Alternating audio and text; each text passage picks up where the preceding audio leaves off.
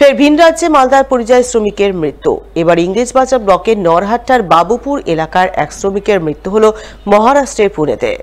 জানা গেছে মৃত শ্রমিকের নাম রাজেশ শেখ, বয়স ২৬ বছর। তিনি সম্প্রতি এক বেসরকারি কোম্পানির অধীনে পুনেতে ইলেকট্রিকের কাজ করতে যান। সেই কাজ করার সময় গত শনিবার ইলেকট্রিক পোল থেকে পড়ে ঘটনাস্থলেই তার মর্মান্তিক মৃত্যু হয় বলে খবর। মঙ্গলবার মৃত শ্রমিকের কফিনবন্দি নিথর দেহ গ্রামে পৌঁছানো মাত্রই পরিবারবর্গ কান্নায় ভেঙে পড়েন। গোটা এলাকায় নেমে আসে শোকের ছায়া। গ্রামবাসীরা জানান, রাজেশের পরিবারে স্ত্রী সহ ছোট ছোট 2 ছেলে মেয়ে রয়েছে। তাদের মুখের দিকে তাকিয়েই রাজেশ সম্প্রতি পুনেতে শ্রমিকের কাজ করতে গিয়েছিলেন, কিন্তু জীবিত অবস্থায় আর ফিরতে পারলেন না। অকালেই মৃত্যু হলো তার। এই মৃত্যুতে পরিবারটি চরম অসহায় অবস্থায় পড়েছে। তাই তারা অসহায় পরিবারবর্গের জন্য সরকারি সাহায্য সহযোগিতার আবেদন জানাচ্ছেন। ছেলেটার নাম হচ্ছে রাজেশ শেখ, মারা গেছে মুম্বাইয়ের পুনে জায়গাতে। ছেলেটা কাজে গেছিল, এখানে কাজের বহু শ্রমিক কাজে যাচ্ছে। কাজে গিয়ে ও কাজ করাকালীন ও ইলেকট্রিসিটি পোলের কাজ করছিল, ওখান থেকে পড়ে গিয়ে মারা গেছে। ওর 2 বাচ্চা কাচ্চা আছে, প্লাস হচ্ছে ওর বউ আছে। পুরো সংসারটা একবারে নষ্ট হয়ে গেল রীতিমতো, আর এতিম হয়ে গেল এক কথায়, যার কেউ নাই। বাবাটাও মারা গেছে। সেটা পরিবারটা একেবারে অসহায় পরিবার। আমরা চাইছি সরকারিভাবে ইনাকে যদি সহযোগিতা করা হয় তাহলে ফ্যামিলিটা বাঁচবে। ডাম্পারের পেছনে নিয়ন্ত্রণহীন লরির ধাক্কা, ঘটনায় মৃত লরি চালক। মঙ্গলবার ভোররাতে ঘটনাটি ঘটেছে মালদার কালিয়াচক থানার যদুপুর পেট্রোল পাম্প সংলগ্ন 34 নম্বর জাতীয় সড়কে। জানা গেছে, এদিন কালিয়াচকের দিক থেকে একটি ডাম্পার 34 নম্বর জাতীয় সড়ক ধরে মালদার দিকে যাচ্ছিল। ওই সময় যদুপুর পেট্রোল পাম্পের কাছে আচমকা একটি লরি নিয়ন্ত্রণ হারিয়ে প্রচণ্ড গতিতে বাম্পারের পেছনে সজোরে ধাক্কা মারে। সেই ধাক্কায় লরির সামনের অংশ পুরোপুরি দুমড়ে মুচড়ে যায়। ফলে লরির কেবিনের মধ্যেই চাপা পড়ে ঘটনাস্থলে লরি চালকের মর্মান্তিক মৃত্যু হয়। যদিও মৃত লরি চালকের নাম পরিচয় কিছুই জানা যায়নি। এই ঘটনার পর ডাম্পার ফেলে চালক চম্পট দেয়। পরে কালিয়াচক থানার পুলিশ গিয়ে মৃতদেহটি উদ্ধার করে ময়নাতদন্তে পাঠায়। পাশাপাশি দুর্ঘটনার কারণ খতিয়ে দেখতে পুলিশ তদন্ত শুরু করে বলে জানা গেছে।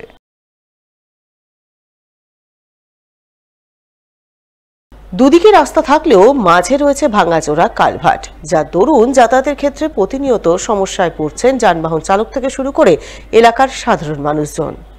এমনই দুর্ভোগের ছবি নজরে এলো মালদার গাজল ব্লকের রানীগঞ্জ এলাকায়। জানা গেছে, রানীগঞ্জ এলাকার বুক চিরে চলে গেছে একটি পাকা রাস্তা।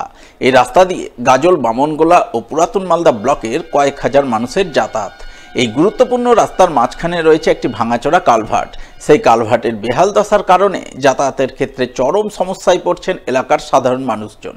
তাদের বক্তব্য, কালভার্টটি দীর্ঘ কয়েক মাস আগে ভেঙে পড়েছে। ফলে যানবাহন চলাচলের ক্ষেত্রে সমস্যা হয়ে দাঁড়িয়েছে। এমনকি পায়ে হেঁটে চলাচল করাও দুষ্কর হয়ে পড়েছে। এলাকার কৃষকরা মাঠের ফসল ঘরে তুলতে কিংবা বাজারে নিয়ে যেতে সমস্যায় পড়ছেন। তাই তারা বেহাল কালভার্ট সারিয়ে তোলার দাবি জানাচ্ছেন। স্টুডেন্টদের সব থেকে বড় সমস্যা, তারা প্রায় 3 মাস ক্লাসই করতে পারে না।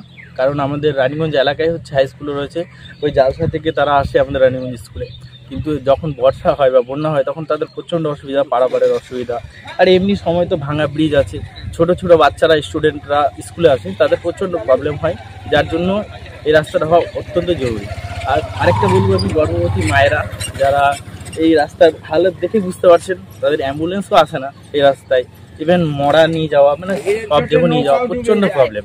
সবই প্রবলেম হচ্ছে এই রাস্তাটার কারণে। এই রাস্তাটা যদি হয়ে যায়, মানে দৈনন্দিন থেকে শুরু করে বিভিন্ন যে এখানকার যে সমস্ত কৃষকরা রয়েছে, ঠিক আছে, তারা তো বেশিরভাগ উপকৃত হবেই। যে আমাদের এখানকার যে প্রান্তিক যে চাষিরা রয়েছে এবং ব্যবসা বাণিজ্য যারা করছে, এই রাস্তার এই বিহাল পরিস্থিতি, খারাপের অবস্থার জন্য মানে দৈনন্দিন জীবনে চলাফেরা করা থেকে শুরু করে ছাত্রছাত্রী থেকে শুরু করে প্রত্যেকেরই অসুবিধা।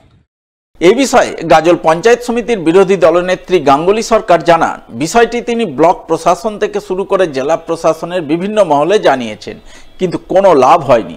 আগামী দিনে এই দাবি নিয়ে তিনি নবান্নে চিঠি দেবেন। বিধানসভা 2021 সেই সময় থেকেই আমি কমপ্লেন করছি। আমার যেহেতু আমি গাজল ব্লকের আন্ডারে পড়ি, আমার এরিয়ার অনেক গ্রাম আছে যেটা গাজল পঞ্চায়েত সমিতির মধ্যে পড়ে, তাই আমি বিডিও ম্যাডাম ছিলেন সেই সময়, আমি ওনার কাছ থেকেই কমপ্লেনটা বারবার করে যাচ্ছি। উনি এর কোনো মানে উত্তর দেননি। তারপরে আমি ওনাকে বললাম যে আপনি পাচ্ছেন না, সেটা আমাকে ফরওয়ার্ডিং কপি দিন। তো উনি আমাকে একটা ফরওয়ার্ডিং কপি দিয়েছেন। সেই কপি নিয়ে আমরা আমাদের জেলা শাসক, এসডিও, আমাদের যেহেতু যদি বলতে বলেন যে আমি ওল্ড মালদাকেও জানিয়ে রেখেছি, ওল্ড মালদা বিডিও ম্যাডামকেও আমি জানিয়েছি। আমি দুটো ব্লক এবং এসডিও, ডিএম সাহেব সবাইকে অবজেকশনটা জানিয়েছি। এরপরেও আমরা ভেবেছি না, আমি রেডিও করে নিয়েছি যেটা নবান্নে আমরা পৌঁছে দেবো। হ্যাঁ, কালভারটা না থাকার জন্য আমাদের প্রায় নিয়ত আমাদের 2000 লোকের প্রতিদিন যাত্রী, আপনারা দেখতেই পাচ্ছেন যে কিভাবে কি হারে মানুষ যাচ্ছে, পথে হেঁটে, সাইকেলে, যে আর কিছু এরকম ভাবে যাচ্ছে।